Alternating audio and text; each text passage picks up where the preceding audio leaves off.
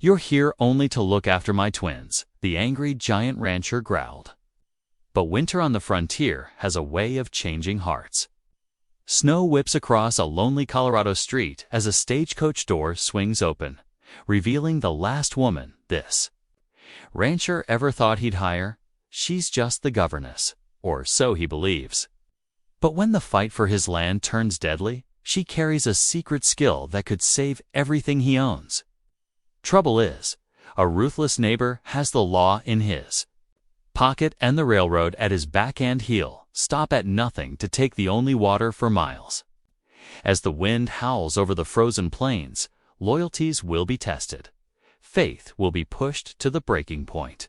And two guarded hearts may have to risk everything to survive.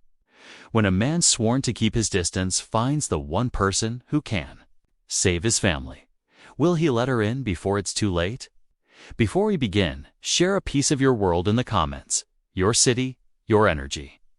It's a powerful thing. Being part of something bigger than ourselves. The late afternoon sun cast long shadows across Elkwood's snow-covered Main Street. Wind-driven flakes stung exposed skin as Gideon Hale pulled his team to a halt, his tall frame hunched against the bitter cold. In the wagon behind him, 7-year-old twins Clara and Eli huddled together beneath thick wool blankets, their faces barely visible beneath knitted caps and scarves. The stagecoach from Pueblo creaked to a stop, its wheels crunching in the fresh snow. Gideon's jaw tightened as he watched the door swing open. Out stepped a woman in a dark wool coat, her bearing elegant despite the harsh weather. Maribel Reyes carried just one carpet bag, her black hair neat beneath a sturdy hat. Her expression composed as she surveyed the street. Several townspeople had paused to watch, their curiosity plain on their faces. Gideon felt their eyes on him as he dismounted. His boots hit the packed snow with a crunch that seemed too loud in the hushed afternoon. "Miss Reyes," he said, his voice carrying clearly in the cold air.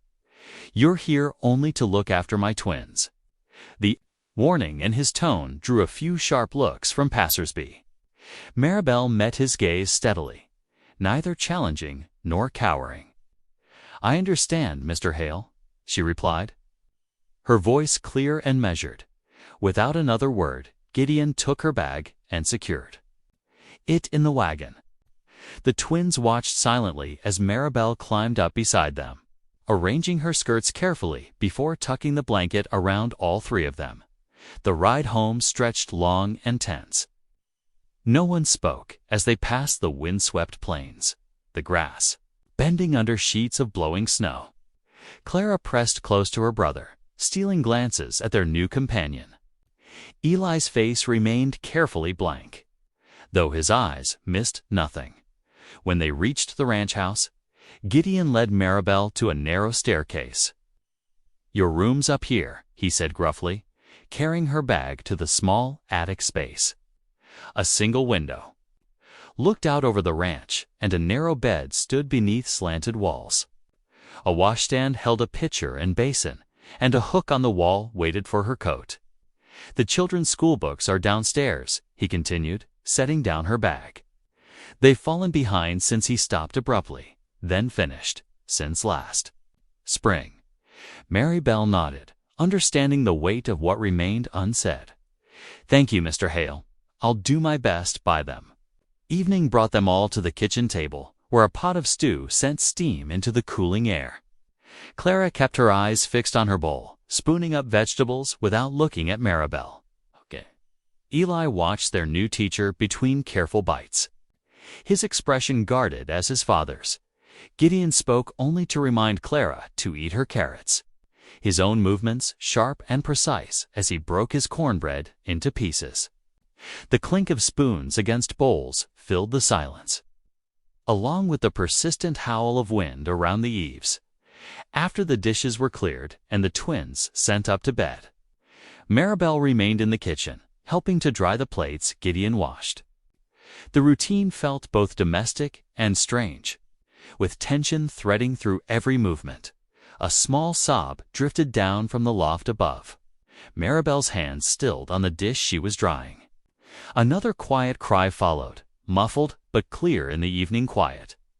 Without a word, Maribel set down her towel and moved to the base of the stairs. There she paused, then began to sing softly. The melody was gentle, an Apache lullaby her mother had sung to her. The words spoke of safety, of stars watching over sleeping children, of the warm embrace of family and home. In the kitchen, Gideon froze, the knife he'd been sharpening suspended mid-stroke against the whetstone. The song filled the house with something indefinable, memory, perhaps, or possibility. His hands tightened on the knife handle as the foreign words wove through the familiar creaks and settling sounds of his home. Clara's crying gradually quieted. The lullaby continued, soft and sure, until silence settled once more over the house. Only then did Maribel's voice fade away, leaving the winter wind to whisper around the corners once more. She turned to find Gideon staring at her, the knife still gripped in his hand. His expression was unreadable in the lamplight, but something had shifted in the set of his shoulders, in the way he held himself against the counter. "My mother sang that to me," Maribel said quietly, meeting his gaze. When the night seemed too dark, Gideon said nothing, but his knuckles were white around the knife handle. After a long moment, he set it down with deliberate care and turned away, leaving Maribel alone in the kitchen with only the wind's lonely song for company. Dawn painted the eastern sky in pale streaks as Gideon pulled on his heavy coat. The floorboards creaked beneath his boots as he made his way down the narrow hallway.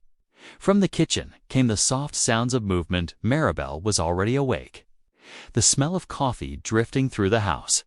He paused at the door, watching as she stirred the cornmeal into the pot of boiling water. Her movements were sure and practiced, adding a pinch of salt without measuring. She looked up, meeting his gaze with a small nod. "I'll check the livestock," he said gruffly. "The children usually wake at 7. The mush will be ready," she replied simply. Outside, his breath frosted in the crystal-clear morning air. The storm had passed, leaving behind a world glazed in ice and fresh snow. Gideon's boots crunched across the yard as he made his rounds, checking on the cattle huddled in the shelter of the barn, ensuring the chicken coop was secure against predators. When he returned, stamping snow from his boots, the kitchen was filled with warmth and the quiet sounds of breakfast. Clara sat at the table, her spoon moving carefully through her bowl of steaming mush. As Gideon watched from the doorway, Maribel set a small jar of molasses beside the girl's bowl. "Just a drizzle," Maribel said softly, "like honey from the desert. Flowers my aunt used to gather." Clara looked up, a cautious smile touching her lips as she reached for the jar. Eli sat straight-backed in his chair, watching the interaction while mechanically spooning up his own breakfast. "The rabbits will be hungry with all this snow," Maribel continued, her voice gentle as she moved about the kitchen. "They'll be looking for anything green they can find." "Like the cabbages?" Clara asked, her voice barely above a whisper. "Yes, exactly like the cabbages. But there's a trick my grandmother taught me." Maribel sat down at the table. "You scatter cedar branches around the garden. Rabbits don't like the smell, and it keeps them away from the vegetables." Gideon frowned slightly, surprised by this practical knowledge. He'd lost more than a few winter vegetables to hungry rabbits over the years. Before he could comment, the sound of approaching hoofbeats drew his attention. Through the window, he saw Levi Harlan riding up, his bay horse's hooves kicking up powder snow. Something in the set of the man's shoulders made Gideon's jaw tighten. "Children," he said, "go on upstairs now." Clara and Eli exchanged glances, but obeyed without question, leaving their breakfast half-finished. Maribel began clearing the bowls, her movements unhurried but alert. Levi's boots struck the porch with deliberate heaviness. When Gideon opened the door, the cattleman's thin smile did nothing to warm his sharp features. "Morning hail, Levi," said, pulling a folded paper from his coat. Thought you might want to see this right away. Just came through from the railroad office. Gideon took the document, dread settling in his stomach as he read the officially stamped text. The words seemed to blur together, but their meaning was clear enough. "This can't be legal," he said, his voice rough. "That spring's been watering this ranch since before I was born. Legal as they come." Levi's smirk widened. "Railroad's been buying up water rights all through the territory. I just happened to get to this one first. You'll need to find another source for your stock come spring. There isn't another source within 10 miles, and you know it." Gideon's hands tightened on the paper. "This land's worthless without that water." "Well now, that's not my problem, is it?" Levi adjusted his hat, satisfaction clear in every movement. "Though I might be persuaded to work out an arrangement. For a fair price, of course." "Get off my land," Gideon growled. Gideon growled. Levi raised his hands in mock surrender, backing toward his horse. "No need for hostility, neighbor. Take some time to think it over. But don't think Longwater rights are getting harder to come by every day." Gideon watched him ride away, the paper crumpled in his fist. The morning sun felt colder now, the fresh snow more threatening than beautiful. That evening, after the children were asleep, Gideon sat at the kitchen table with an old deed box open before him. Lamplight threw his shadow against the wall as he spread out yellowed papers, searching for anything that might help him fight back against Levi's claim. His late wife's family had owned this land for 2 generations. Somewhere in these documents had to be proof of their water rights, something to counter the railroad stamp, but the legal language swam before his eyes, full of terms he couldn't quite grasp. "I can help." He looked up to find Maribel standing in the doorway, her face serious in the lamplight. "I can read legal papers," she continued quietly, "in both English and Spanish. I helped my aunt defend her land claim in New Mexico." Gideon's first instinct was to refuse. But something in her steady gaze made him pause. Remembering her practical knowledge from that morning, the way she'd handled herself with quiet capability all day. "This isn't your concern," he said finally, but the words lacked conviction. "A family's home is everyone's concern," she replied simply, remaining in the doorway, "especially those called to help." He looked back down at the scattered papers, thinking of Clara's cautious smile that morning, of Eli's watchful eyes, of Levi's smirking triumph and the railroad's official stamp. Maribel didn't press him further. She turned away to bank the kitchen. Fire for the night, but her offer hung in the air between them, as tangible as the lamplight pooling on the old papers before him. The bitter January wind howled across the prairie, rattling the wagon's wooden sides as Gideon guided the horses toward Elkwood's small white church. Clara and Eli huddled under thick blankets, while Maribel sat straight-backed beside them, her dark skirts barely stirring in the gusts that whipped past. The church bell tolled across the snow-covered town, its clear notes almost lost in the wind. Other wagons and riders converged on the building, their occupants hurrying inside to escape the biting cold. Gideon helped the children down, noting how Maribel kept a steadying hand on Clara's shoulder as they climbed the wooden steps. Inside, lamplight gleamed on polished pews and hymnal covers. The twins slipped into their usual spot with Maribel beside them. Gideon took his place at the end of the pew, conscious of the sideways glances from neighboring families. News traveled fast in small towns, and Levi's claim on the spring would already be common knowledge. Pastor Baines led them through familiar hymns, his resonant voice carrying above the congregation's singing. Throughout the service, Gideon found his attention wandering to the deed box waiting at home, to the spring that had watered his land for generations. When the final prayer ended, he hoped to make a quick exit, but Pastor Baines caught him before he could reach the door. "Brother Hale, a moment." The older man's weathered face creased with concern. "I heard about Levi's claim. The congregation will be praying for you." "Much obliged, Pastor," Gideon replied stiffly. "Though I should warn you," the pastor lowered his voice, "the railroad's reach is long these days. They've been buying up water rights all through the territory. Even the courts tend to side with them." Before Gideon could respond, Mrs. Peterson bustled up, her face pinched with barely contained gossip. "Such a shame about your spring, Mr. Hale. First your poor wife, and now this. Though I hear Mr. Harlan might be willing to work something out, we'll manage." Gideon cut her off, touching his hat brim and striding toward the door. He found Maribel already helping the twins into the wagon. Her movements efficient, despite the harsh wind. The return journey stretched before them. The winter landscape stark and empty. After several minutes of silence broken only by the creak of leather and wood, Gideon finally spoke. "How'd you learn to read legal papers?" The question came out gruffer than he'd intended. Maribel's hands remained folded in her lap, her gaze steady on the snow-covered road ahead. "I was educated at St. Catherine's Mission School in New Mexico. The sisters taught us reading, writing, mathematics. But the legal knowledge came later, helping my aunt. Your aunt, Inez Nez. She's an elder in our settlement." Go stuff. A smile touched Maribel's lips. "When the agency clerks tried to reduce our water allowance, she needed someone who could read the treaties, understand the boundaries they'd drawn." In both English and Spanish, Gideon adjusted his grip on the reins, processing this information. "You won.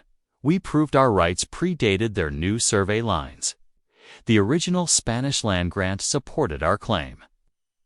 She paused, glancing at him. "That's why I asked to see your deed. Sometimes older documents carry more weight than new railroad papers." Oh. The twins had fallen asleep against each other, wrapped in their blankets. Gideon watched the road ahead, thinking of the yellowed papers in his deed box, of Levi's smirking confidence that evening. After the children were tucked into bed, Maribel sat at the kitchen table examining the deed by lamplight. Her fingers traced the faded ink carefully, moving from line to line with practiced attention. "These marks here," she said finally, pointing to a series of notations. "They reference previous surveys. I think your land might be part of an old Spanish grant, like my aunt's was." Gideon leaned closer, trying to make sense of the cramped writing. What difference would that make? Spanish water rights were usually tied directly to the land grant. If we could find the original documents in Pueblo's archives, they might supersede Levi's railroad claim. She looked up at him, her dark eyes serious in the lamplight. "I could help you search for them. Pueblo's 3 days' ride." Gideon straightened, frowning at the howling wind outside. "In this weather, ... The winter makes it dangerous," Maribel acknowledged. "But waiting too long gives Levi more time to strengthen his position." Gideon paced the kitchen's worn floorboards, weighing his options. The thought of leaving the twins, of risking the winter trails ... But the alternative was watching his ranch wither without water come spring. 2 days, he said finally, stopping by the table. "We'll ride out in 2 days, soon as I can arrange for Mrs. Jensen to watch the children." Maribel nodded, carefully refolding the deed. Outside, the wind continued to rattle the shutters. But for the first time since Levi's visit, Gideon felt a spark of hope. It was a strange feeling, putting even partial trust in this quiet, capable woman who'd arrived on his doorstep just days ago. But watching her methodically return the papers to his deed box, he realized he had little choice. Her knowledge might be the only thing standing between his family and ruin. Gray dawn light crept over the eastern horizon as Gideon finished loading his saddlebags. The early morning air stung with frost, and his breath came out in white puffs as he tightened the cinch on his gelding. Beside him, Maribel checked her own mount's tack with practiced hands, her dark riding skirt and shawl offering scant protection against the biting cold. Walt Grady emerged from the barn, his weathered face creased with concern. "Don't you fret none about the little ones," he said, adjusting his worn hat. "Me and them will keep everything right as rain till you get back."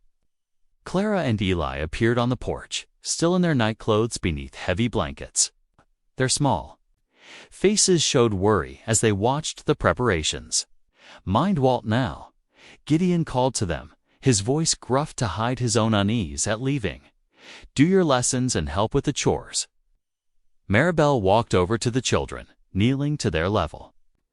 "I left some corn cakes for your breakfast," she said softly. "And remember what we practiced counting in Spanish?" Clara managed a tiny smile. "Uno, dos, tres, ... muy bien." Maribel squeezed their hands before returning to her horse. The sun had barely cleared the mountains when they set out, hooves crunching through crusted snow. The wind cut across the open range like a knife, forcing them to keep their collars turned up and heads bent low. They rode in silence, each lost in their own thoughts as the miles slowly passed beneath their horses' hooves. By midday, dark clouds began gathering in the west. Gideon studied the sky with growing concern. "There's a line shack about an hour ahead," he said, raising his voice above the wind. "We'll need to stop there tonight." Maribel nodded, her face partially hidden by her wool scarf. The temperature continued to drop as they pushed on, and the first few snowflakes began to swirl around them just as the simple wooden structure came into view. The line shack was basic 4 walls, a roof, and a small stone fireplace. While Maribel tended to the horses in the lean-to shelter, Gideon got a fire going inside. The interior slowly warmed as they brought in their bedrolls and supplies. Though they kept 2 opposite sides of the single room, their supper was simple: jerky, hard biscuits, and coffee heated over the fire. They ate without conversation, the awkward silence broken only by the wind's howl and the occasional pop from the fireplace. "Your Spanish is good," Gideon finally said, more to break the tension than anything else. "Better than most mission school teaching." Maribel looked up from her cup. "My mother taught me first. The sisters helped with reading and writing it." She paused, then added, "Your wife's family, they were Spanish settlers." Gideon's jaw tightened at the mention of his wife, but he gave a short nod. "Sarah's grandfather came up from New Mexico Territory, built the first ranch house where we live now." They fell back into silence after that, each settling into their bedrolls on opposite sides of the fire. Sleep came fitfully, interrupted by the storm's fury outside. The next day's ride was equally grueling, but they reached Pueblo by sunset. The town's muddy streets were quiet as they made their way to the courthouse, where Gideon arranged for their horses' care while Maribel spoke with the clerk about accessing the archives. The archive room was dusty and dim, lit only by oil lamps and narrow windows. Maribel moved methodically through shelves of leather-bound volumes and yellowed papers, while Gideon watched with poorly concealed impatience. Hours passed as she carefully examined document after document. Making notes on a small slate late in the afternoon, her quiet exclamation drew his attention. "Here," she said, carefully lifting a brittle page. "This is a deed from 1853 in Spanish. It mentions the spring specifically, tied to the original land grant." Gideon leaned closer, squinting at the faded ink. The formal Spanish text meant nothing to him, but Maribel's finger traced each line as she translated. Double quotes, ... and including the water rights to the spring known as Ojo del Cielo. "Sky I Spring, which shall remain bound to these lands in perpetuity." ... She looked up at him. "This predates the railroad's claims by decades. It's exactly what we need." They took a room at the Pueblo Hotel, separate rooms, despite the extra expense. After supper, they sat in the hotel's small parlor, while Maribel carefully translated the entire document, explaining the legal terminology and its significance. Gideon found himself reluctantly impressed by her knowledge and precision. "The language?" Here is very specific, she said, pointing to one section. It establishes the spring as an inseparable part of the original land grant.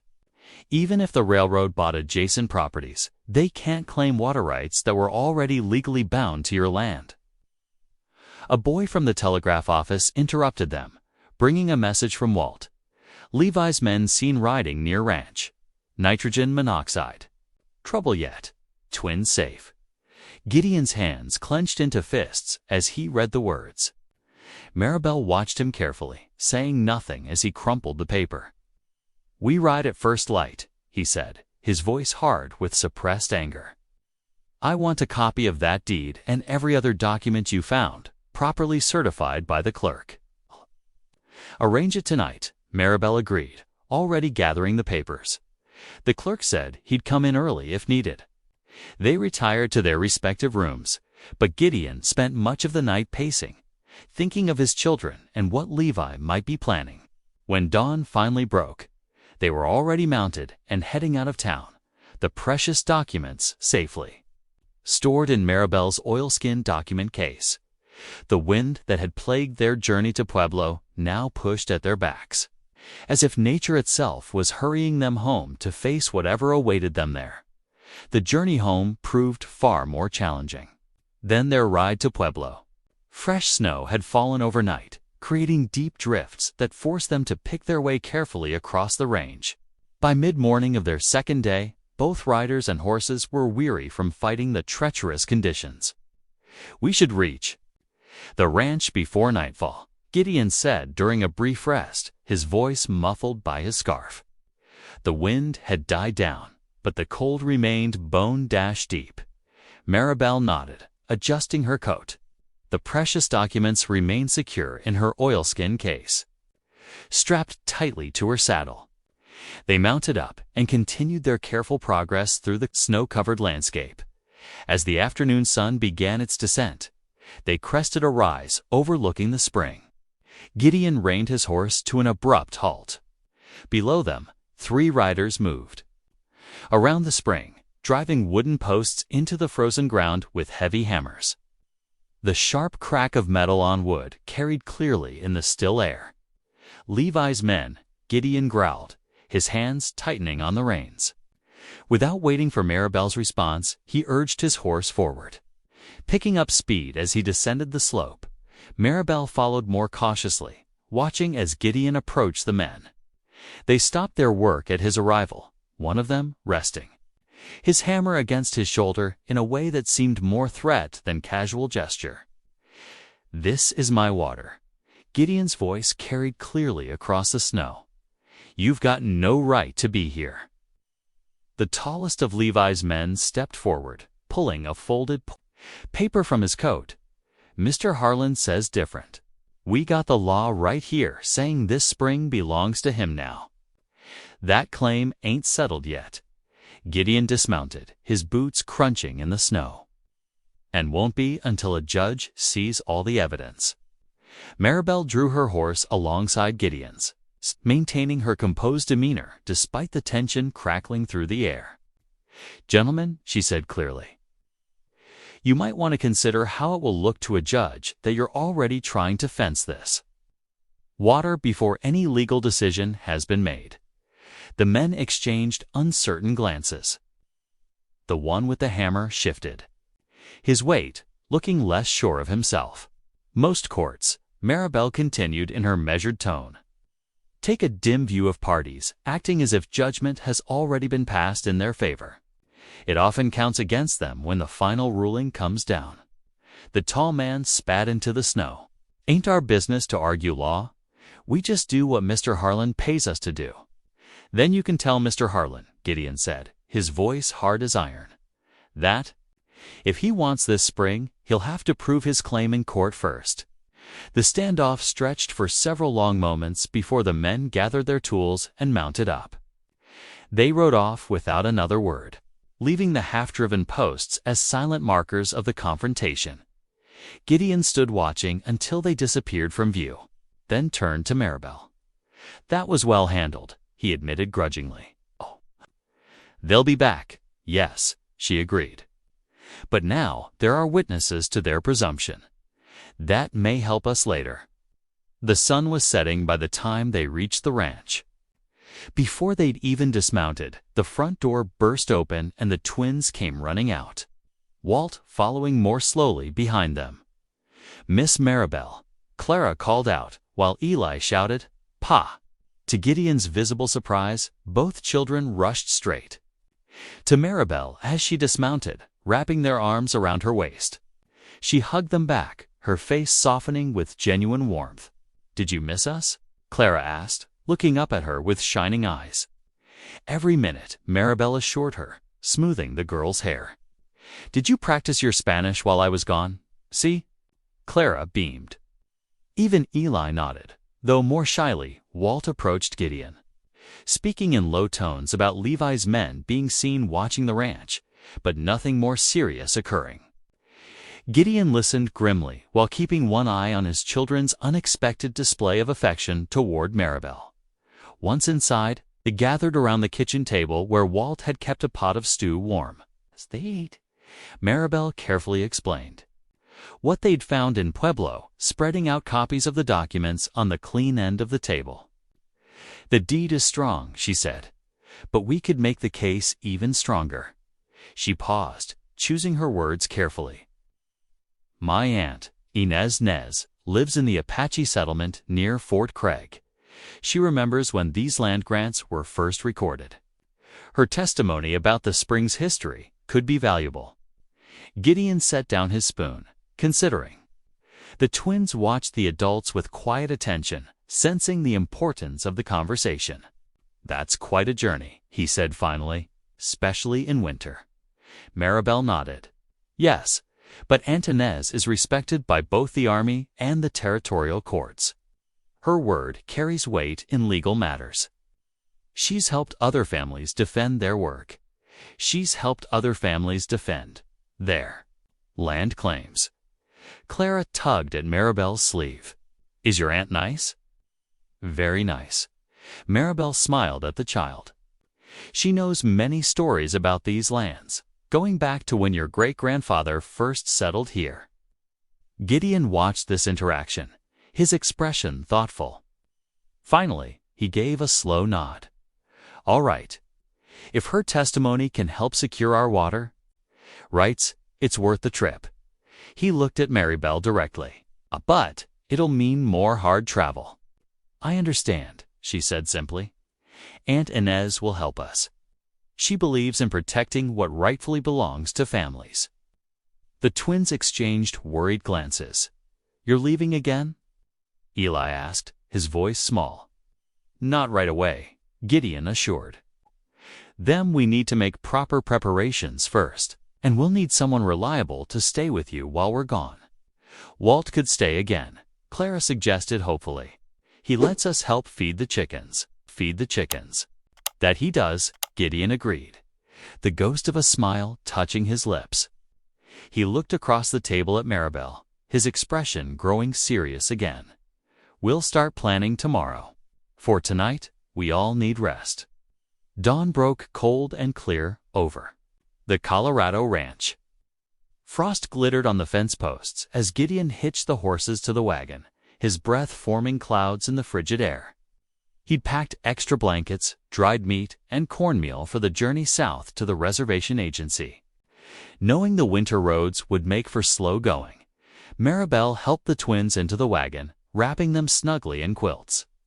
Clara clutched her favorite doll, while Eli held tight to a small leather pouch of marbles. Their eyes were wide with a mix of excitement and apprehension about the long trip ahead. "Mind your manners at the settlement," Gideon reminded them as he climbed onto the driver's seat. "These people are Miss Rhea's family." "Yes, Pa," they chorused, huddling closer together under their blankets. The wagon wheels creaked as they set out, the iron-shod hooves of their team striking sparks from the frozen ground. The morning sun did little to warm the biting air. Maribel sat beside Gideon, her back straight despite the jolting of the rough road, while the twins dozed in the wagon bed behind them. The first few hours passed in relative silence, broken only by the occasional comment about the trail conditions or a brief stop to water the horses. As the sun climbed higher, patches of ice made the going treacherous. Gideon handled the reins with careful attention, keeping the team steady on the slippery track. The agency can be difficult, Maribel said as they passed the county line. The sergeant at the gate is known for his suspicious nature. Gideon nodded grimly. Seems most agency folk are that way. He paused, then added, "But your aunt, she'll help us." "Yes," Maribel's voice carried quiet certainty. Aunt Inez understands the importance of protecting water rights. She's seen too many families lose their land through false claims. Made camp that evening beside a frozen creek, the water locked beneath a thick crust of ice. Gideon unhitched the horses while Maribel helped the twins gather dry wood for a fire. Soon, the flames cast dancing shadows on the wagon canvas as they shared a simple meal of beef, jerky, and cornbread. "Tell us about your aunt," Clara asked Maribel as they huddled near the fire. "What's she like?" Maribel smiled, her eyes reflecting. "The firelight? She's wise and strong, like an old oak tree. She remembers the stories of our people going back many generations, and she makes the best pine nut cakes you've ever tasted." "What's a pine nut cake?" Eli asked, his usual reserve, softening with curiosity. "Tomorrow, if we're welcomed to stay. Perhaps she'll show you," Maribel replied. That night, Gideon woke twice to check the horses, finding them stamping restlessly in the cold. Each time he noticed Maribel was awake too, sitting wrapped in her blanket, watching over the sleeping twins. They reached the agency by mid-afternoon the next day. A tall stockade surrounded the government buildings, with an army sergeant standing guard at the gate. His hand rested meaningfully on his rifle. As they approached, "State your business," he barked, eyeing the group with clear suspicion. Maribel spoke up, her voice calm and clear. First in Apache, then in Spanish, and finally in English. She explained their presence and asked permission to visit her aunt in the settlement. The sergeant's eyebrows rose at her fluid command of all three languages. "You vouch for these people?" he asked her directly. "I do," she replied firmly. "Mr. Hale is my employer, and we seek my aunt's help with a legal matter." After a long moment, the sergeant nodded and waved them through. As they drove past, Gideon muttered, "That was well handled." The settlement spread out beyond the agency buildings, a collection of wooden homes and traditional dwellings. Children paused in their play to watch the wagon pass, and several elderly women looked up from their weaving. They found Aunt Inez outside her home, hanging herbs too dry. Though her hair had gone silver and her face was lined with age, her dark eyes were sharp and alert as she watched them approach. She embraced Maribel warmly, speaking rapid Apache, then turned to study Gideon and the twins with frank curiosity. "So," she said in clear English, "you are the rancher who needs help with his spring." It wasn't a question. "Yes, ma'am," Gideon replied, removing his hat respectfully. "We found some old Spanish documents, but we need a witness who remembers the original land grants." Inez nodded slowly. "Come inside. We will talk." The interior of her home was warm and smelled of pine smoke and dried herbs. While Maribel explained their situation, showing the documents they'd found in Pueblo, the twins sat quietly on a woven mat, watching everything with wide eyes. "I remember when these grants were made," Inez said finally. "My father was there when the boundaries were marked. The spring you speak of, it has always been part of that land." "Would you be willing to sign a sworn statement saying so?" Gideon asked. Inez's eyes crinkled with a hint of amusement. "I will do better than that. I will draw a map showing the old boundaries and mark it with the stories that prove it. No judge can ignore such evidence." As she worked on the documents, other elders from the settlement gathered, drawn by news of visitors.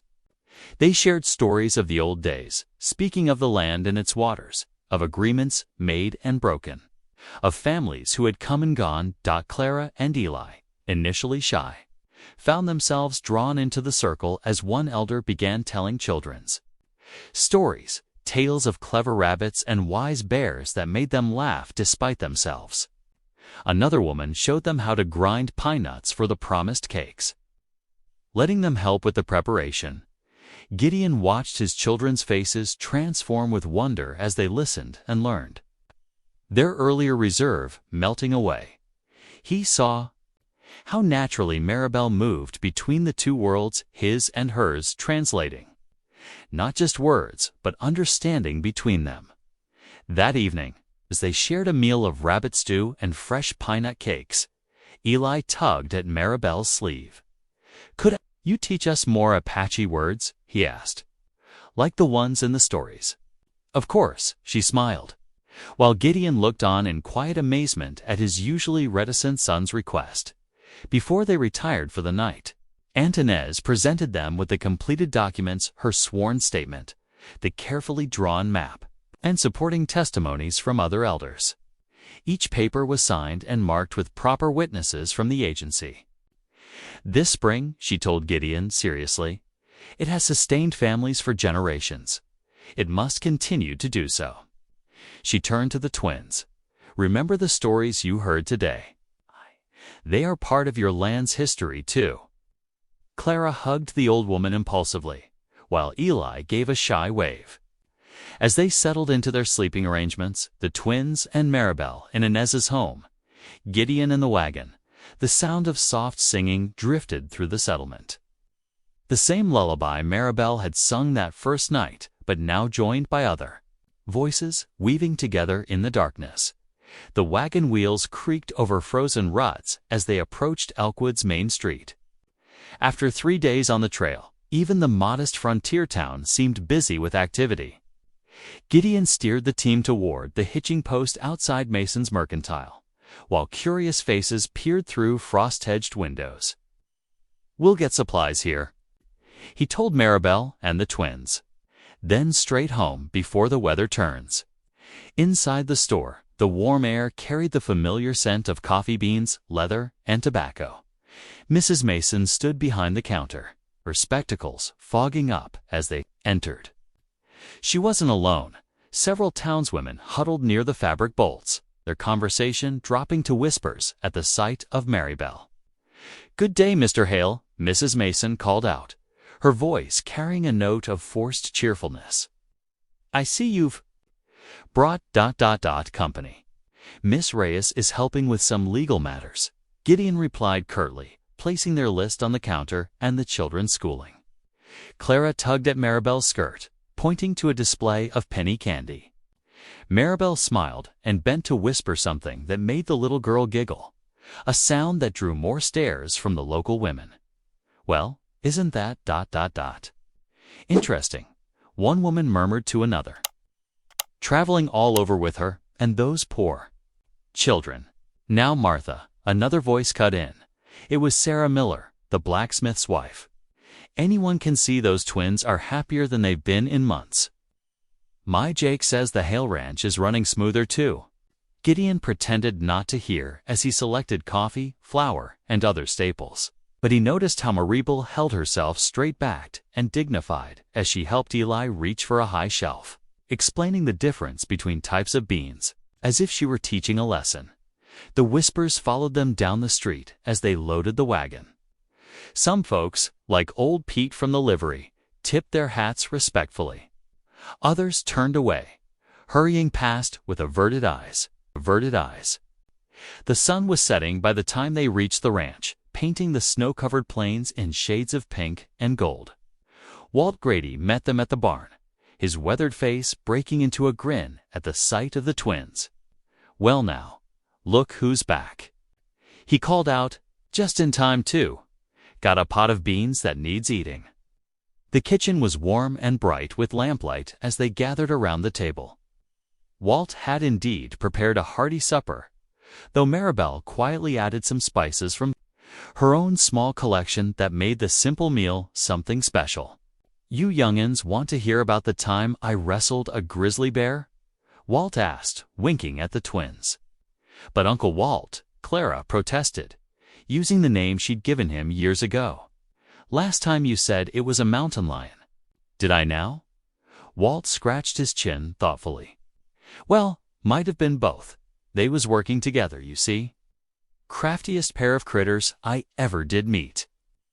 The children's laughter filled the kitchen as Walt's tale grew more outlandish with each telling. Even Gideon found himself chuckling at the old ranch hand's description of teaching the bear to dance a jig. Looking across the table, he caught Maribel trying to hide her own amusement behind her cup. Their eyes met briefly, and something warm flickered in his chest before he quickly looked away.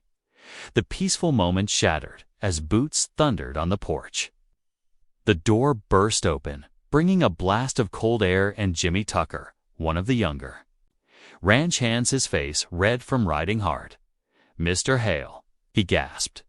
"Sorry to interrupt, but you need to know. Levi Harlan's in town." The room fell silent. Walt's expression turned grave as Jimmy continued. "He's meeting with some fellow from the railroad, all dressed up fancy with a surveyor's transit and maps. They was in the hotel restaurant for hours, pointing at papers and such." Gideon's jaw tightened. "Did you hear anything they said?" "Not much," Jimmy admitted. "But I heard the railroad man mention something about development, rights, and future stations," and Levi was smiling something fierce. "The railroad," Maribel said quietly. "That explains the urgency behind his claim. If they're planning a station, they'll need water," Gideon finished. "Lots of it. For steam engines and new buildings." He stood up, pacing the kitchen floor. "Levi's not just after my spring, he's selling out to the railroad company." "What can we do?" Clara asked in a small voice. Gideon looked at his daughter, then at the documents from Aunt Inez carefully wrapped in oilcloth on the sideboard. "We fight," he said firmly. "But we do it proper, through the courts. The railroad has powerful lawyers," Walt warned. "So, we'll need to be prepared." Gideon turned to Maribel. "Those legal papers you know how to read, reckon we'll need every scrap of evidence we can find." She nodded, her dark eyes determined. "I can help you build a strong case. But we should act quickly, before they file their own claims." "First light tomorrow," Gideon decided. "We'll ride into Pueblo again, see if we can find a lawyer who'll stand up to the railroad." The twins exchanged worried glances. "Will you have to leave again?" Eli asked. "Just for a day or two," Maribel assured them, "and Walt will be here too. Tell you more stories about his dancing bear." And this time, Walt added with exaggerated seriousness, "I might tell you about the mountain lion's singing partner, a very musical raccoon." The children giggled despite their concern, but the adults shared knowing looks. The stakes had just grown higher than a simple water rights dispute. They were facing not just Levi Harlan, but the full might of the railroad company, as they cleared the supper dishes. Gideon found himself studying Maribel's determined profile in the lamplight. He realized with sudden clarity that he was grateful for her presence, her knowledge, her strength, and the way she'd brought laughter back into his home. The thought unsettled him, but there wasn't time to dwell on it. They had a fight ahead of them, and they would need every advantage they could muster. The following week dawned crisp and clear, though clouds gathered on the distant horizon. Inside the warmth of the ranch house kitchen, Maribel sat at the wooden table, carefully transcribing the Spanish deed. Her neat handwriting flowed across fresh paper as she worked to capture every detail in proper legal English. The scratching of her pen filled the quiet morning hours. She paused occasionally to check terms in her small dictionary or to reference her aunt's sworn statement. The twins watched from their reading corner, fascinated by how she could turn one language into another. "How do you know which words to use?" Clara asked, peering over Maribel's shoulder. "Each word is like a piece of music," Maribel explained. Smiling, "It needs to sing the same tune in both languages." She pointed to a phrase, "See here." In Spanish, it speaks of waters flowing from the earth's heart. In English legal terms, we say natural spring. Eli frowned. But earth's heart sounds prettier. Indeed it does, Maribel agreed. But lawyers prefer plain words that cannot be misunderstood. Gideon entered, stamping snow from his boots. How's it coming along? Nearly finished. Maribel replied, adding her signature as official translator. Every detail from the original. Deed is here, along with your late wife's family history and Aunt Inez's testimony about the land boundaries. He nodded, studying the careful translation. I'll ride into town and wire that Denver lawyer Walt recommended. His eyes met hers briefly. You've done good work here. The praise, though simple, brought warmth to her cheeks. She watched him dan his heavy coat and ride out, his broad shoulders set against the wind. Hours passed as Maribel taught the children their lessons. When Gideon finally returned, his expression was troubled. He gestured for her to join him in the kitchen, while the twins practiced their sums. Saw 3 men out by the spring, he said in a low voice. Railroad surveyors, taking measurements and marking stakes. His hand clenched around his coffee cup. They're already planning like they own it. What did the lawyer say? Telegraph. Office will deliver his response tomorrow. But seeing those men out there, ... he shook his head. Makes it real somehow. Everything we could lose. The wind picked up as evening approached, rattling the windows and moaning through the eaves. After supper, Maribel heard familiar whimpers from the twins' room. She climbed the stairs to find Clara huddled under her quilt, eyes wide with fear at each ghostly howl of the storm. Would you like to hear something that helps me when I'm afraid? Maribel asked softly, sitting on the edge of the bed. Clara nodded, clutching her doll. Be strong and of good courage, Maribel quoted, her voice gentle but firm. Fear not, nor be afraid of them, for the Lord thy God, he it is that doth go with thee. He will not fail thee, nor forsake thee. Is that from the Bible? Clara whispered yes, from Deuteronomy. It reminded me of courage when I was small and the wind howled around our adobe house. She smoothed Clara's hair. Would you like to learn it? Together they repeated the verse, Clara's voice growing stronger with each try. Even Eli, who pretended to be asleep in his bed, turned to listen. In the shadowed hallway, Gideon stood silent, hearing not just the words but the tender strength in Maribel's voice. He remembered how Sarah had comforted the twins during storms, and something in his chest ached, not with grief this time, but with gratitude. Later that night, after the children slept and the wind still raged outside, Gideon sat alone by the plush. Gideon sat alone by the recite's tact, and leaves a rich, long-lasting color, and something in his chest. And something in his chest ached, not with sediocenas. My mel, my recede. My malice, it's /reside. El no, samiv, we sit. We send, the re of sat with our. We soud a salit, you see it aside to cod I cad me six id.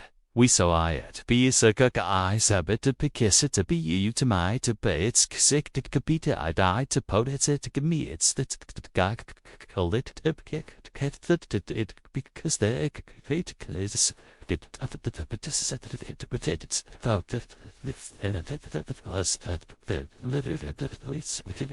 Lamp in his study.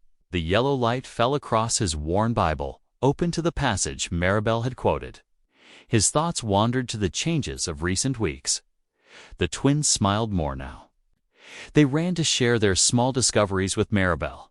A new word mastered, a sum solved correctly. Even Eli, so long withdrawn, had begun to open up. Yesterday, he'd proudly shown her a drawing of the ranch, complete with careful labels he'd written himself. Clara's nightmares came less frequently. When they did, Maribel's quiet presence and gentle songs soothed her back to sleep. The girl who once hid from strangers now helped set the table, chattering about the stories Maribel read. Them and the house itself felt different.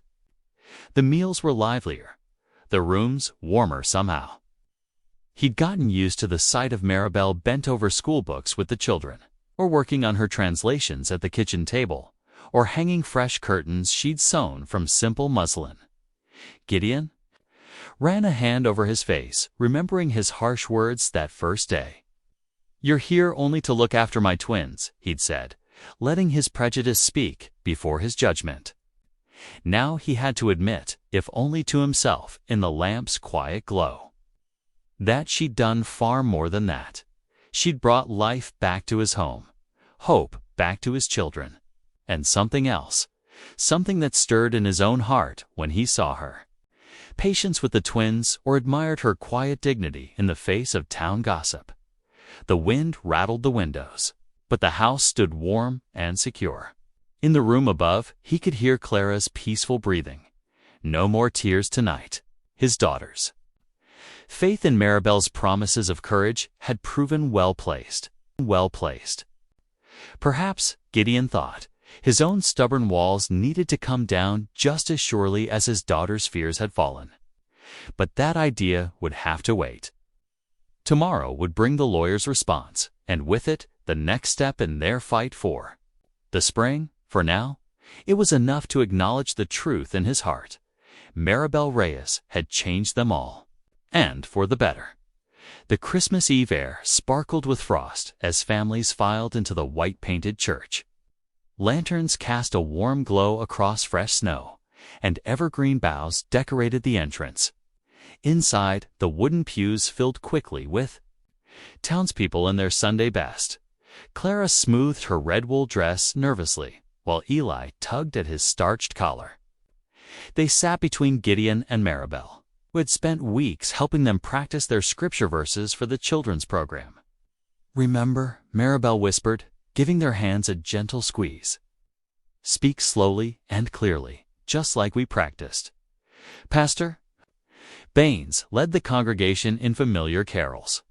The twins watched wide-eyed as other children took their turns reciting verses about the first Christmas. When their moment came, they walked to the front together, back straight despite their obvious nerves. Clara's clear voice rang out first, and the angel said unto them, "Fear not, for behold, I bring you good tidings of great joy, which shall be to all people." Eli continued without hesitation, "For unto you is born this day in the city of David a Savior, which is Christ the Lord." Together they finished, "Glory to God in the highest, and on earth peace, goodwill toward men." Warm applause filled the church. Gideon's chest swelled with pride as his children returned to their seats, faces glowing. He caught Maribel dabbing at her eyes with a handkerchief. After the service, Pastor Baines clasped the twins' hands. "Beautifully done. I've never heard those verses spoken with such feeling." He smiled at Maribel. "Your teaching has borne wonderful fruit, Miss Reyes." The ride home beneath crystal-clear stars felt magical. Their breath frosted in the cold air as they sang carols, the twins' sweet voices joining Maribel's in Silent Night and "O Little Town of Bethlehem." Even Gideon hummed along, one hand steady on the reins. Back at the ranch, the kitchen glowed with lamplight and warmth from the cook stove. While Maribel helped the children hang their stockings, Gideon slipped a small package onto her place at the table. When she returned, she found a delicately carved wooden bird, its wings curved as if in flight. "Oh," she breathed, lifting it carefully. The craftsmanship was exquisite, each feather detailed with patience and skill. "Just a small thank you," Gideon said gruffly, "for all you've done for the children." Their eyes met briefly before he turned away to bank the fire. That night, peace settled over the ranch like the star-filled sky above. But morning would bring a harsh return to earth. Dawn broke steel-gray and bitter cold. Gideon's first check of the livestock revealed what he'd feared. Most a new fence blocking access to the spring entirely. Fresh-cut posts and gleaming wire formed an impassable barrier. With Levi's men still working to secure the last section, he spurred his horse forward, rage building in his chest. "This is still disputed land," he called out. "You've no right to fence it off completely." Two of Levi's hired hands straightened, hammer and wire cutters in hand.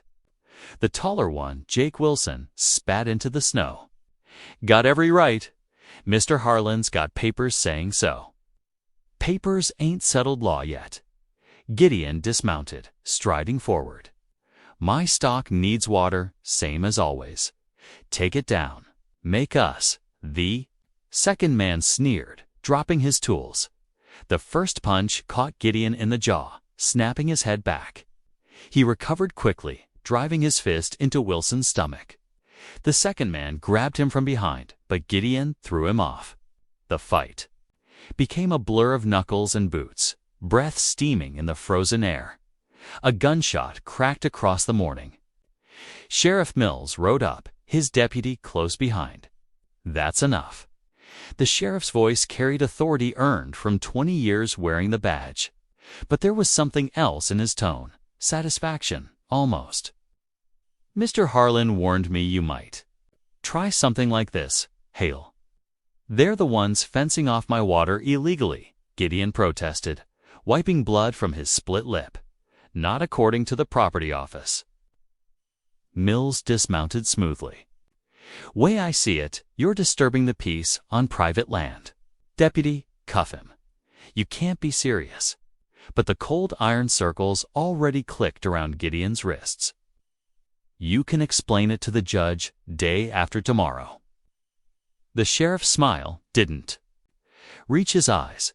"For now, you'll cool off in my jail." The ride into town was humiliating. Gideon sat rigid in the saddle, hands bound, as early risers peered through frost-covered windows. His thoughts turned to the twins. What would they think when he didn't return for Christmas morning? And Maribel left to handle everything alone. ... The cell door clanged shut with finality. Sheriff Mills hung the key on its hook and settled behind his desk, pulling out a newspaper. "Merry Christmas, Hale," he said, without looking up. "Hope it was worth it."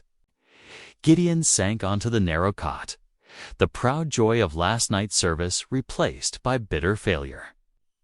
Through the barred window, he could see the church steeple where his children had stood just hours ago, reciting words of peace and goodwill. Now, here he sat, locked away on Christmas morning, while Levi's men finished stealing his water rights piece by piece. He closed his eyes, tasting blood from his split lip, and wondered how it had all gone wrong so fast. The iron bars cast thin shadows across the cell floor as weak winter sunlight filtered through the window. Gideon paced the narrow space like a caged wolf. 6 steps forward, 6 steps back. His jaw ached from the morning's fight, and worry gnawed at his gut. Christmas Day was slipping away while he sat helpless in jail. Meanwhile, at the ranch, Maribel faced the water crisis head-on. She hitched the wagon and loaded every empty barrel she could find. With Walt's help, she drove to the distant creek that cut through the southeast corner of their grazing land. The water there was shallow and partially frozen, but it would have to do. "Careful now," Walt cautioned as they broke through the ice. "That water's running mighty slow." Maribel nodded, her breath clouding in the bitter air. They filled the barrels 1 bucket at a time, the icy water numbing their hands despite thick gloves. The steep bank made the work twice as hard, but she refused to stop until every barrel was full. Back at the ranch, she established strict rationing. Each animal got just enough to survive, no more. The twins helped her carry buckets to the troughs, their small faces set with determination. "Papa will fix this when he gets home, won't he?" Clara asked, struggling with a half-full pail. Maribel steadied the bucket before it could spill. "We're all going to fix this together, Piquega. Sometimes God gives us trials so we can show our strength." That evening, she kept the children distracted with stories and Christmas hymns. But after they were asleep, she spread the legal papers across the kitchen table. The original Spanish deed, her careful translation, and her aunt's sworn testimony about the land's history. The lamplight flickered as she studied each document, her mind working through possibilities. Dawn was still hours away when she made her decision. They couldn't afford to wait for Gideon's release and risk losing more ground to Levi and his railroad backers. The county judge in La Junta needed to see these papers immediately.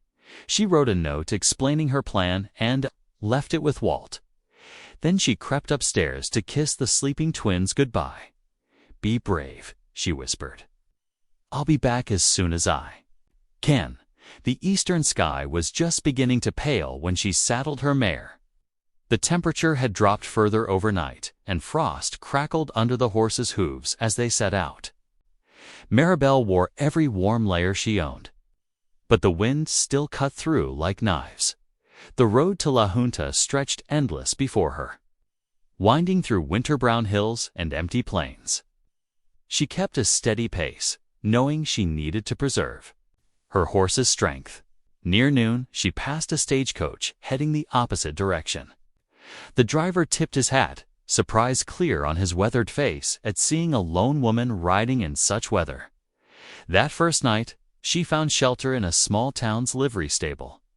The room above was bare, except for a narrow cot and a wash basin, but it offered blessed protection from the wind. The liveryman's wife brought her a bowl of bean soup, clucking sympathetically at Maribel's cold-reddened face. Alone in the drafty room, Maribel laid out the precious papers again, checking for the 100th time that everything was in order. Then she knelt beside the cot, hands clasped tight. "Lord," she prayed softly in Spanish, "give me the words I need. Help me find justice for those children and their father." She touched the small wooden cross she wore. "And watch over them while I'm gone." Sleep came in fits and starts, broken by the sounds of horses below and the constant moan of the wind. She rose before first light, determined to cover as many miles as possible before the next nightfall. The second day proved even harder than the first. Dark clouds rolled in from the west, and the temperature plummeted further. Her mare plodded forward through occasional snow flurries, steam rising from her flanks. Maribel's face felt frozen despite the wool scarf wrapped around it. She thought of the twins, of Gideon in his cell, of the ranch's dwindling water supply. The mental images drove her forward despite the bone-deep cold. When she finally reached La Junta, the sun was already setting. She found another livery stable and paid for a room with some of her carefully hoarded money. This one was barely bigger than a closet, with a slanting ceiling and a lumpy straw tick for a mattress. Maribel hung her damp coat near the room's tiny stove and sorted through the papers one final time. Tomorrow she would face the county judge, a man who might well dismiss her claims simply because of who and what she was. The thought sent a shiver through her that had nothing to do with the cold. She sat on the edge of the thin mattress, fingering the wooden bird Gideon had given her just yesterday morning. It seemed like a lifetime ago now. The delicate carving had survived the journey safely wrapped in her shawl. "Virgin Mother," she whispered into the gathering dark, "you who faced your own journey with courage, be with me tomorrow. Help me protect this family that has become mine to care for." Outside her window, the wind continued its mournful song across the prairie, but inside, Maribel's resolve hardened like steel. Tomorrow, she would stand before the judge and fight for the ranch's future with every bit of knowledge and strength she possessed. She had not ridden all this way through winter storms to fail now. She blew out the lamp and lay down fully dressed, pulling the thin blanket tight around her shoulders. Her last thoughts before sleep took her were of home, of Clara's sweet smile and Eli's quiet strength, of Walt's weathered kindness, and of Gideon's face when he'd watched his children recite their Christmas verses. Whatever it took, she would help protect them all. The La Junta courthouse loomed before Maribel. its red brick walls stark against the winter-pale sky. She smoothed her travel-worn skirts and touched the wooden cross at her neck, drawing strength from its familiar contours. The heavy doors creaked as she pushed them open, stepping into the high-ceilinged corridor that smelled of wood, polish, and old paper. The courtroom itself was already occupied when she entered. Judge Harrison, a white-haired man with wire-rimmed spectacles, sat behind his elevated desk. To one side stood Levi Harlan, looking smugly confident in a new black coat. Beside him was a railroad company lawyer. Distinguished by his city-cut suit and leather briefcase, Maribel walked forward with measured steps, her carpetbag containing the precious documents held close. The floorboards squeaked beneath her boots, drawing all eyes to her.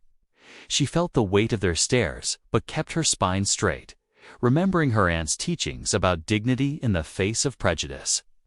"Your Honor," she said, her voice clear and steady in the quiet room, "I am here representing the interests of Gideon Hale's ranch regarding water rights to the spring on his property." The railroad lawyer stepped forward. "Your Honor, this is highly irregular. This woman has no standing to." Judge Harrison held up one weathered hand. "Let her speak." His pale blue eyes studied Maribel with sharp interest. "Though I am curious about your authority in this matter. I serve as governess to Mr. Hale's children," Maribel explained, opening her carpetbag. "Mr. Hale is currently unable to appear, having been detained in Elkwood over a dispute regarding this very spring. I bring documentation that proves his rightful claim to these water rights." Levi's smooth voice cut in. "I have a properly registered deed from the railroad office, Your Honor. This is a waste of the court's time." Maribel addressed the judge directly, ignoring Levi's interruption. "I have here the original Spanish land grant from 1852, predating all subsequent claims." She withdrew the carefully preserved document, along with her translation. "I have prepared a full English version, certified by my own hand as a trained translator." The railroad lawyer scoffed. "Your Honor, surely you won't accept an uncredentialed translation from a I also present." Maribel continued firmly, "A sworn statement from my aunt, Inez Nez of the Western Apache Nation, confirming the historical boundaries of this water." "Right?" Judge Harrison's eyebrows rose slightly. "Inez Nez. I recall that name from several land dispute cases. Her testimony has proven quite reliable." He gestured for the documents. "Bring them here, please."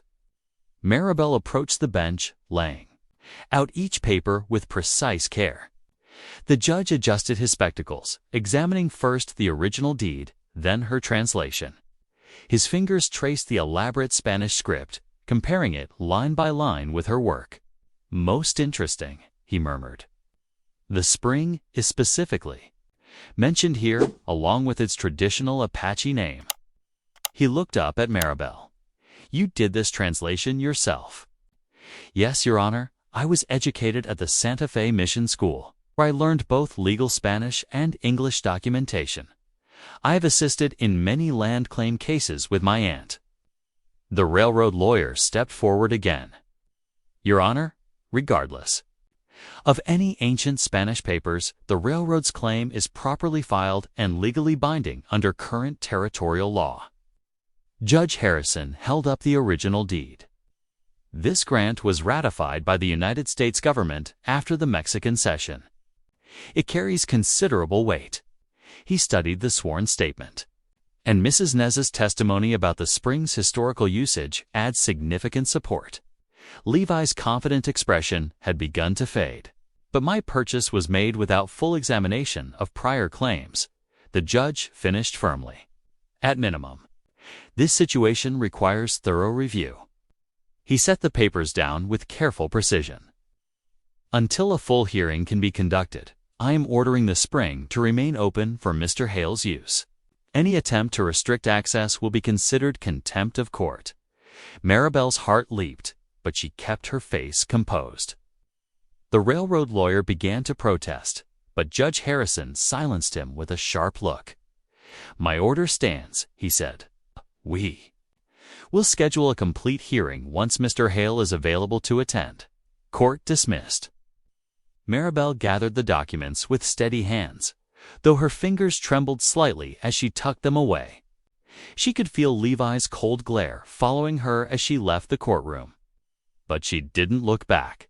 At the telegraph office, she carefully counted out coins from her dwindling funds and composed a brief message to the Elkwood sheriff. Court orders.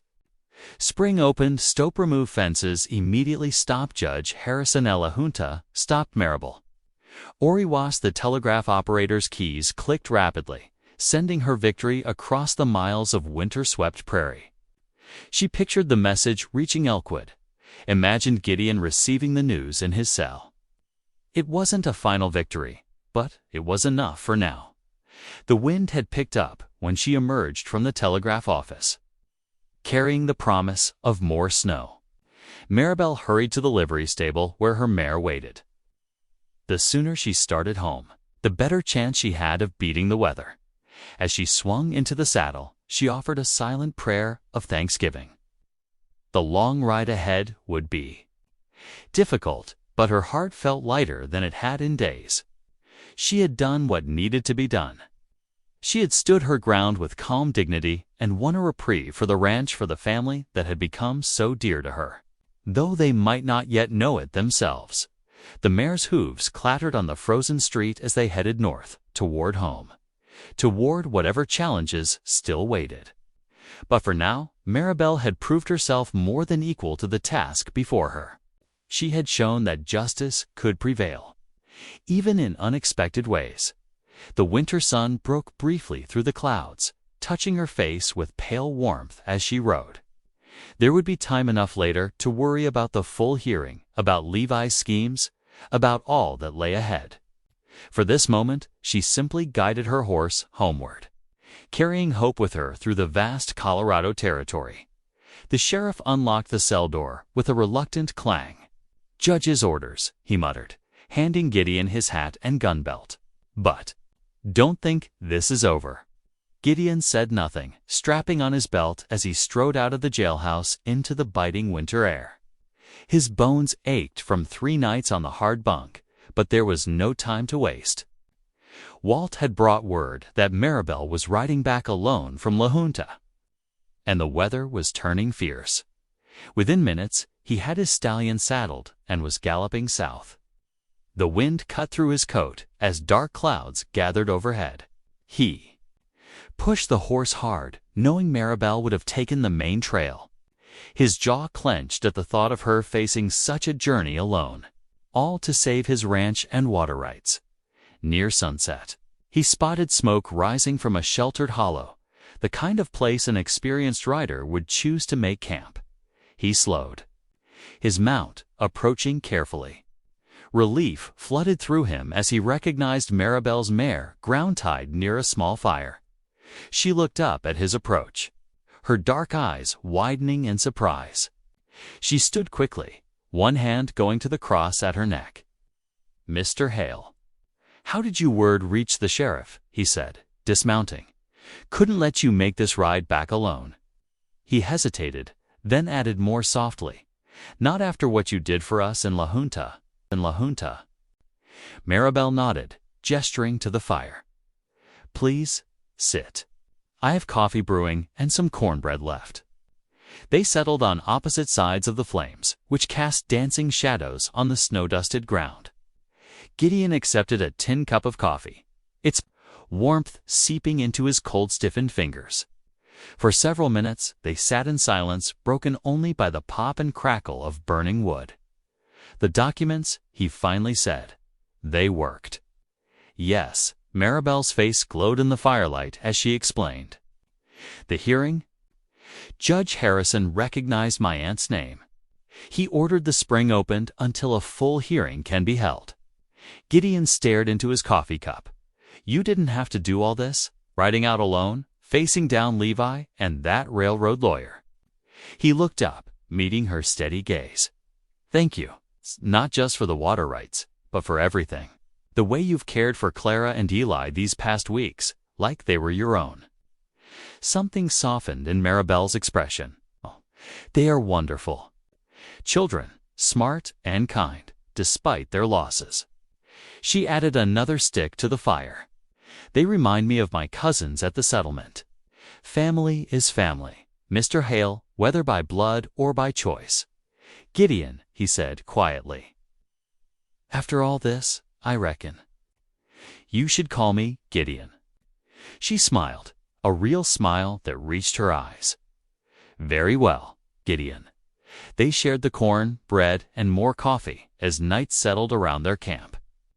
Gideon found himself talking more than he had in months, telling her about his early days on the ranch, about meeting his late wife Sarah, about his fears for the twins' future. Maribel listened with quiet attention, offering gentle insights that made him see things in a new light. The wind picked up before dawn, driving them back onto the trail early. They rode side by side when the path allowed their horses' breath, steaming in the cold air. By mid-afternoon, familiar fence lines appeared through the swirling snow. The first sign of home was Walt's weathered figure at the corral gate. Then came the twins' excited shouts as they burst from the house, running through ankle-deep snow to meet the riders. Miss Reyes. Papa, Clara called out, her face bright with joy. Eli was right behind her, both children bouncing with excitement. As Gideon and Maribel dismounted, Walt approached more slowly, grinning beneath his gray mustache. Quite a homecoming you've got here, he said, taking the horse's reins. These two haven't stopped talking about how Miss Reyes was riding out to save the day, just like in them storybooks. Tell us everything, Clara begged, catching Maribel's hand. Did you really go before a judge? Was he scary? Did Mr. Harlan get mad? Inside first, Gideon said, but his tone was warm. Let's get warm and fed, then Miss Reyes can tell us the whole tale. They crowded around the kitchen table as Walt stoked up the stove. Maribel described the courthouse scene while she and Clara mixed up biscuits, making the children laugh with her impression of the railroad lawyer's stunned face. Even Gideon found himself chuckling at her description of Levi's confidence deflating, like a pricked balloon. But weren't you scared? Eli asked, his eyes wide. Going up against all them important men by yourself. Maribel paused in her kneading. I was nervous, she admitted. But I remembered something my aunt taught me. Dignity and truth are stronger than fear. And I knew I was fighting for something that mattered for your home, for what was right. Gideon watched her as she spoke, seeing her in a new light. The quiet strength that had been there all along. The grace under pressure. The deep well of compassion that had gradually won over his children's hearts, and if he was honest with himself, his own. Miss Reyes is right, he said, meeting her eyes across the warm kitchen. Sometimes the most important battles are fought with words and wisdom, not fists. He cleared his throat. We're lucky to have her on our side. The twins nodded enthusiastically, and Walt raised his coffee cup in silent tribute. But it was Maribel's smile, bright and genuine, that filled the kitchen with a warmth that had nothing to do with the crackling stove outside. The snow continued to fall, blanketing the ranch in white silence. But inside, gathered around the table with fresh biscuits and stories. They were a family drawn together by struggle and grace. Stronger for the bonds they'd forged through hardship and trust. Sunlight streamed through the tall courthouse windows as Judge Harrison settled into his chair. The packed courtroom fell silent. Gideon sat straight-backed beside Maribel at the plaintiff's table, his hands clasped tightly before him. Across the aisle, Levi Harlan smirked between his railroad lawyer and the land office agent. Having reviewed all documents and testimony, Judge Harrison began, adjusting his spectacles, including the original Spanish land grant of 1852, the sworn statement from Sarah Hale's aunt regarding continuous family possession, and Mrs. Reyes's certified translation. He paused, looking directly at Levi. I find the spring in question was and remains part of the original Grant property legally inherited by Sarah Hale and passing to her husband upon her death. A murmur rippled through the crowd. Gideon released a breath he hadn't known he was holding. Under the table, Maribel's hand found his and squeezed gently. Furthermore, the judge continued, his voice hardening. I find Mr. Harlan's attempt to claim these water rights through railroad land office channels to be invalid and potentially fraudulent. The spring will remain with the Hale Ranch in perpetuity. Levi's face darkened as he turned to his railroad lawyer, but the man was already gathering his papers, avoiding eye contact. The land office agent slipped out a side door. Within moments, Levi stood alone, his carefully built scheme crumbling around him.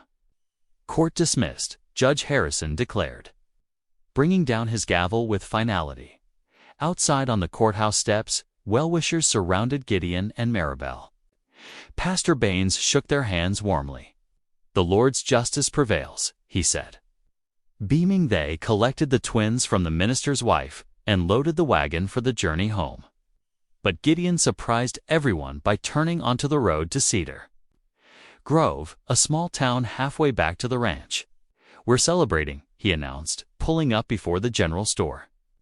Inside, he bought peppermint sticks for Clara and Eli, watching their faces light up with delight. Then he turned to Maribel, who was admiring a deep blue shawl with silver threading. For you, he said quietly, placing it around her shoulders. Small thanks for saving our home. Maribel touched the soft wool, her eyes bright. Gracias, she whispered. They took rooms at the town's small hotel, sharing a festive supper in the dining room. The twins couldn't stop grinning, their faces still sticky with peppermint. Even Gideon seemed lighter, as if a great weight had lifted from his shoulders. Tomorrow, they would return to the ranch, to the spring that was now securely theirs, to the home they had all fought so hard to protect. The February thaw came gentle and steady. Snow retreated from the paddocks, revealing tender grass beneath. The spring bubbled clear and strong, its waters no longer trapped behind Levi's illegal fencing. Life flowed back into the ranch with each passing day. Maribel stood at the kitchen window one evening, watching the sunset paint the remaining snow in shades of rose and gold. Behind her, Clara and Eli worked on their reading at the table, their voices soft in the gathering dusk. The lamp she'd just lit cast a warm glow across the worn floorboards. Heavy boots scraped on the porch, and Gideon entered, bringing with him the crisp scent of evening air. He hung his coat by the door, then paused, watching his family in the lamplight. Something in his expression made Maribel's heart flutter. "Children," he said quietly, "might I have a word with Miss Reyes?" The twins exchanged knowing glances, gathering their books with unusual speed. Clara squeezed Maribel's hand as she passed, a secret smile on her face. Once they were alone, Gideon crossed to where Maribel stood. His usual stern expression had softened, though his hands betrayed his nervousness, twisting his hat brim.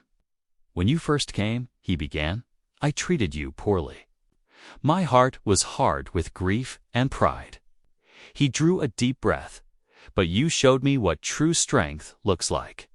You fought for our land, loved my children, brought music and scripture back into this home." Maribel's eyes grew bright as he continued, his voice deepening with emotion. "I'm asking you to stay, not as our governess, but as my wife, as their mother, as my partner in all things." Tears spilled down Maribel's cheeks as she nodded. "Yes," she whispered. "Yes, with all my heart." A floorboard creaked, revealing Clara and Eli peeking around the doorframe. At their father's beckoning nod, they rushed forward, throwing their arms around Maribel with cries of joy. She gathered them close, her heart overflowing. Later that evening, they gathered by the hearth, peace settling over the home like a warm blanket. Gideon's deep voice filled the room as he read from Psalms, the firelight dancing across the pages. Maribel sat nearby, mending a tear in Eli's Sunday shirt, while Clara leaned drowsily against her side. Beyond the windows, the land lay quiet under stars. The spring sang its endless song, clear and free. Their home was safe, their family complete. And in the gentle lamplight, love had finally found its way back to the Hale Ranch. Thanks for taking a moment to feel with me. If this story reminded you of what matters, hit subscribe. I'll be here tomorrow, continuing our story.